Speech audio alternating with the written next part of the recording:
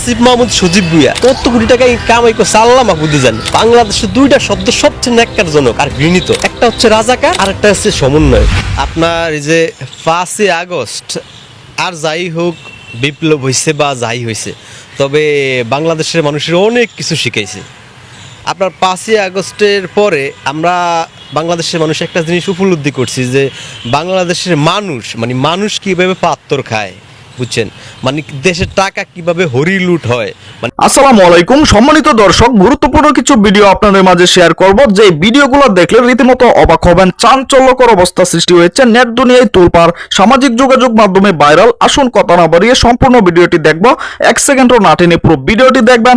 চ্যানেলে নতুন হলে সাবস্ক্রাইব করে রাখবেন পরবর্তী আপডেট পাওয়ার জন্য। ভিডিওতে একটি লাইক করে দেখতে থাকুন সম্পূর্ণ ভিডিওটি। মানে এই সমস্ত কিছু বাংলাদেশের মানুষ সরাসরি দেখছি আমরা।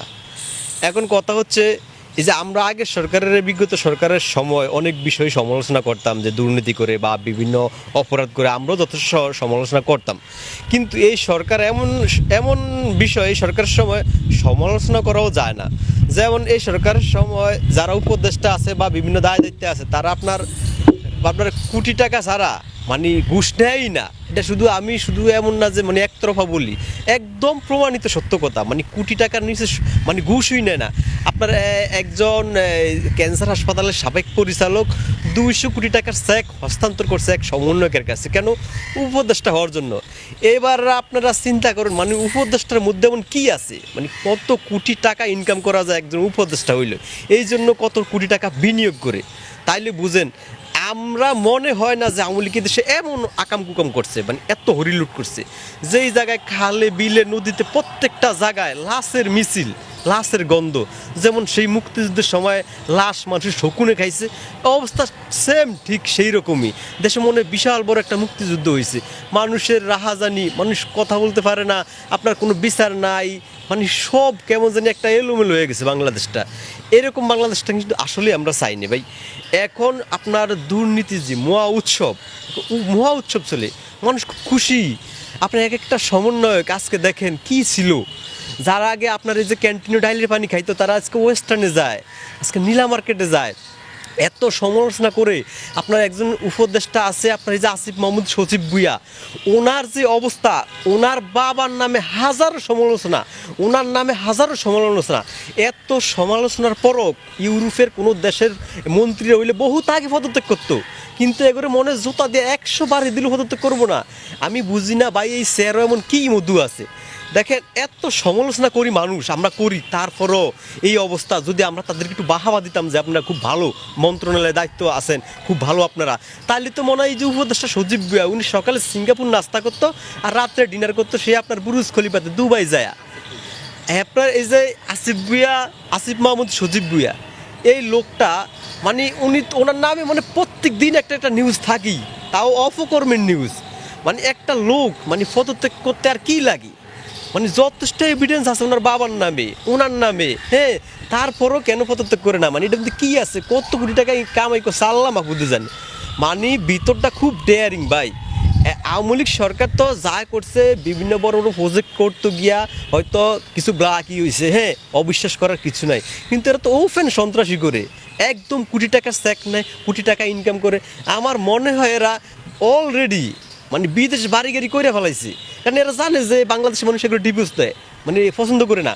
আপনার বিষয় হচ্ছে কি জানেন, এই দেশে একটা কথা সব সময় মনে রাখবেন, প্রয়োজনের পাথরের গায়ে খোদাই করে লিখে রাখেন, বাংলাদেশে দুইটা শব্দ সবচেয়ে ন্যাক্কারজনক আর ঘৃণিত, একটা হচ্ছে রাজাকার আর একটা হচ্ছে সমন্বয়। দেখবেন আমরা তো মইরা যাবো, এই প্রজন্ম আমরা কেউই থাকুম না, মইরা যাবো, এটাই সত্য। কারণ মানুষ জন্মের প্রয়োজনে ছোট থাকে আর মৃত্যুর প্রয়োজনে বড় হয়, আমরা কেউ থাকতে পারব না। তবে আপনার একটা কথা আজকে বইলা যায়, এই বাংলাদেশের সবচেয়ে ঘৃণিত শব্দ ওই দুইটাই থাকবে, একটা রাজাকার একটা সমন্বয়ক।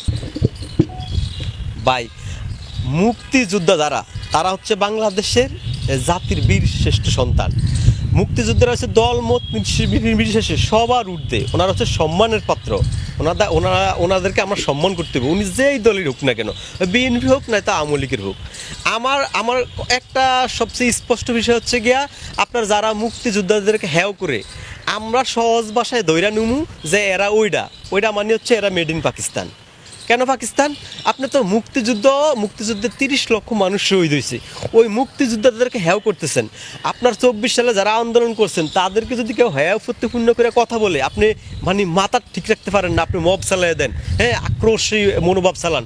তো যে আনে 71 সাল মহান মুক্তিযুদ্ধ হয়েছে, এত লাখ মানুষ মরছে, এত মা বোন নির্যাতিত হয়েছে, ওই 71 সাল নিয়ে কথা কইলে কি আমাকে এই দেশের মানুষের গাও জ্বলবে না? জ্বলারই তো কথা। এবার আসেন, আপনার ঢাকা বিশ্ববিদ্যালয়ে আমরা যথেষ্ট সম্মান করি, শ্রদ্ধা করি, ভক্তি করি, কারণ এটা দেশের সর্বোচ্চ প্রতিষ্ঠান। কিন্তু বিষয়টা হচ্ছে ঢাকা বিশ্ববিদ্যালয় তো সুনাম আছে ভাই।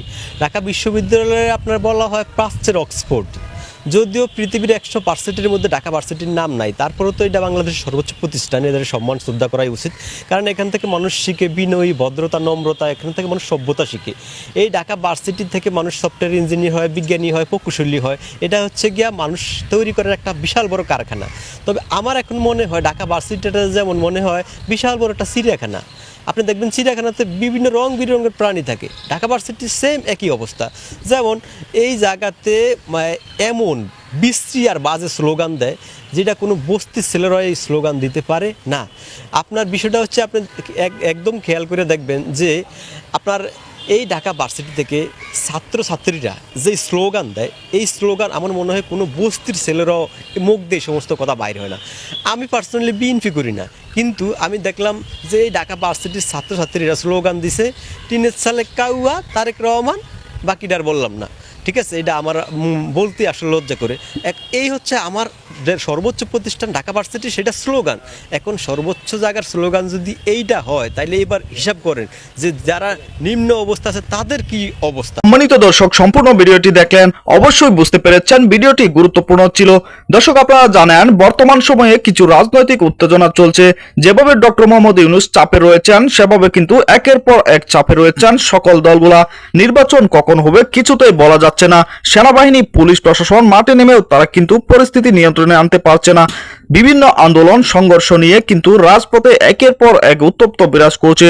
দর্শক, আপনারা এই ভিডিওতে যে সকল তথ্য পেয়েছেন এ বিষয়ে আপনাদের মূল্যবান মতামত কমেন্টে জানাবেন, এবং পরবর্তী আপডেট ভিডিওগুলো সবার আগে পেতে চ্যানেলটিকে এখনই সাবস্ক্রাইব করে রাখুন। আসসালামু আলাইকুম।